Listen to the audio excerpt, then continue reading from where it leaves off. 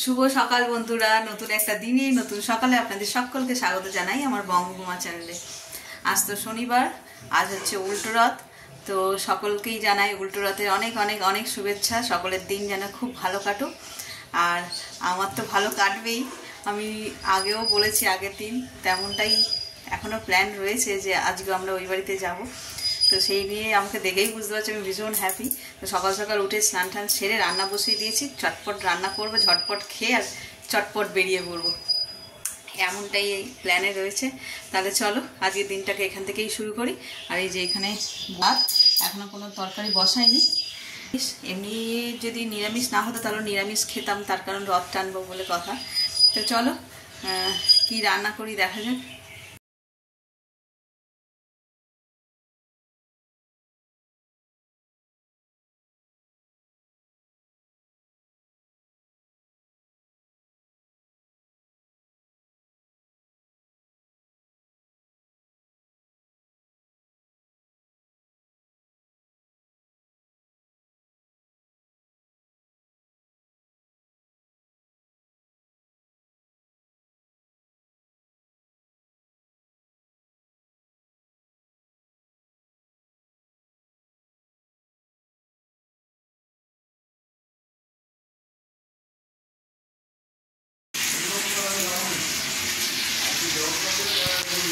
এই যে দেখো লাইটটা জ্বালাই,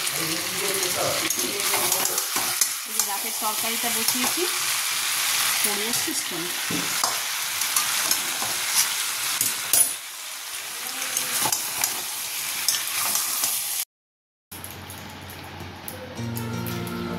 এই যে রেডি হয়ে গেছে, রেডি বলতে এই যে জাস্ট শাড়িটা পরেছি। চলো বেরিয়ে পড়ি, দেখতে দেখতে কটা একটার মতন বাজবে। এখন যদি না বেরিয়ে রাস্তা বন্ধ হয়ে যাবে, মাকে নিয়ে যাওয়া ওই কলার দিয়ে ক্যাব বুক করা হয়ে গেছে। চলো আর বেশিক্ষণ এখানে দাঁড়ালে হবে না, বাইরে বেরিয়ে কথা বলছি। সকাল সকাল সামনে বসাও মাকে। ফল মিষ্টান্ন প্রত্যেকটি সামগ্রী দিয়ে মা দৈনন্দিন পূজা সম্পন্ন করেছে। সমস্ত দেবতাই আজ ফুলের সাজে সুসজ্জিত হয়ে উঠেছে। আর আজ তারা মাকে অপূর্ব লাগছে এই ফুলের সাজে। আস্তে আস্তে আস্তে আরেকটা ঢুকে যাও না।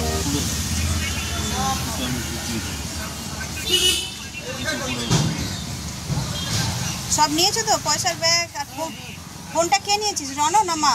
এই বাবা ওটা দিয়ে দাও, লাঠিটা দিয়ে দাও। হ্যাঁ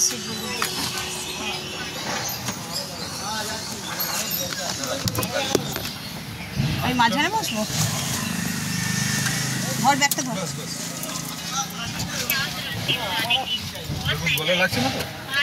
হ্যাঁ ওইটা গলায় লাগে, আগের বারেও দক্ষিণেশ্বরে গেলে তখন লাগছিল।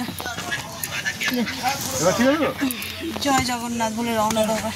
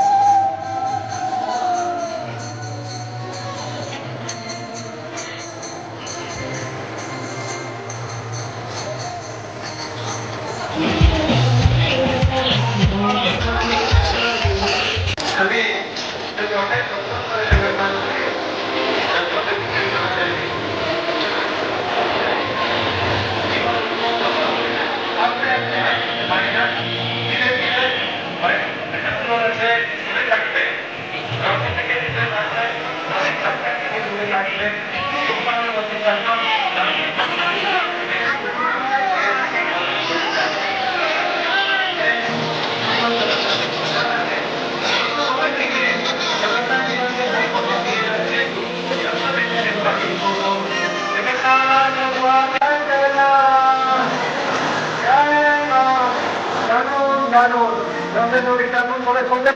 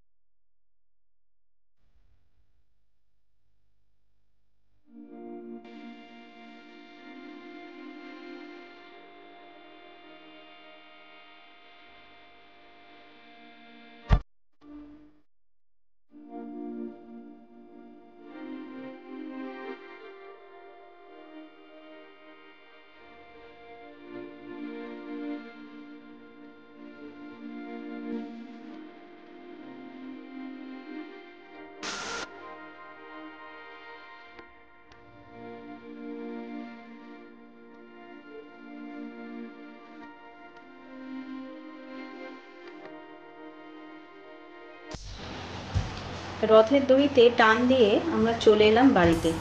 এখানে সবাই মিলে বসে একটু গল্প গুজব করছিলাম। অনেক দিন পরে গিয়েছিলাম, তাই প্রতিবেশীরাও দেখা করতে এসেছিল, আর আমার বান্ধবীও এসেছিল ছেলেকে নিয়ে। একটু খাওয়া দাওয়া, একটু গল্প, আর অনেকটা আনন্দ করে কাটালাম বিকেলটা। কথা তো ছিল রথের মেলায় যাব, কিন্তু গিয়ে শুনি রথের মেলায় বছর বসেনি। তাই অগত্যা ঘরে বসেই জমিয়ে গল্প করে কাটিয়ে দিলাম সবাই মিলে। তবে মন্দ লাগেনি। কত যে কথা মনের মধ্যে জমা থাকে তা যেন শেষই হতে চায় না। এই গল্পে আজ মাও আমাদের সঙ্গী হয়েছিল। পুরনো বাড়ির কত যে স্মৃতিচারণ করে নিজের মনকে হালকা করছিল তা শুনে আমরা দুই বান্ধবী বেশ আনন্দ উপভোগ করেছি। তাহলে চলো এবার পালা আমার ঘরটা ঘুরিয়ে দেখাবার। আর এই হলো আমার ঘর, যেখানে আজ থেকে 16 বছর আগে নববধূ রূপে গৃহপ্রবেশ হয়েছিল আমার। এখন এখানে না থাকার কারণে এসে দেখি ঘরের বিদ্যুতের কিছু সমস্যা হয়েছে, তাই অন্ধকার ফোনের আলো জ্বালিয়ে কাজ চালালাম। ঘরগুলো দেখে একটু অগোছালো, একটু ছোটোখাটো, একটু বর্ণহীন কিংবা বিষাদ বলে মনে হতে পারে আপনাদের, কিন্তু এই ফাঁকা ঘরেই বহন করে চলেছে আমাদের এক রাস আনন্দময় স্মৃতি। এই ঘরেই আমার নতুন জীবনের শুরু, মানে দাম্পত্য জীবনের শুরু।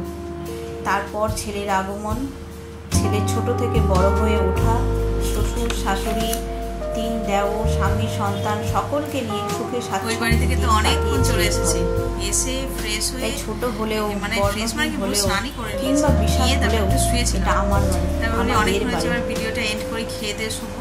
তাই অল্প সময়ের জন্য আবার অনেক ডিউটিতে সকাল সকাল উঠে আমরা গল্প গুজব, খাওয়া দাওয়া, একটু রেস্ট ঠাট্টা, আনন্দ করে সময়টা দেখলে ওই বাড়ি আমার সেভাবে দেখাতেও পারিনি, কারণ একটা ঘরে দেখছি যে লাইট জ্বলছে না, কিছু একটা সমস্যা হয়েছে, অনেকদিন যায়নি তো ওটাও সারানোর দরকার আছে।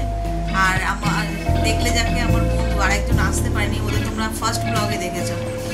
তো যাই হোক, খুব মজা করে কাটিয়েছি ওখানে রথ টেনে। তারপরে ঘরে গল্প টল্প করে আবার ওখান থেকে গেছিলাম মাসির শাশুড়ি বাড়ি, সেটা ব্লগে আনা হয়নি, উনি একটু অসুস্থ, বিশ্বাস হচ্ছে। ওই ওদের বাড়িতে খানিকক্ষণ ছিলাম, গল্প টল্প করে তারপরে বাড়ি এসেছি।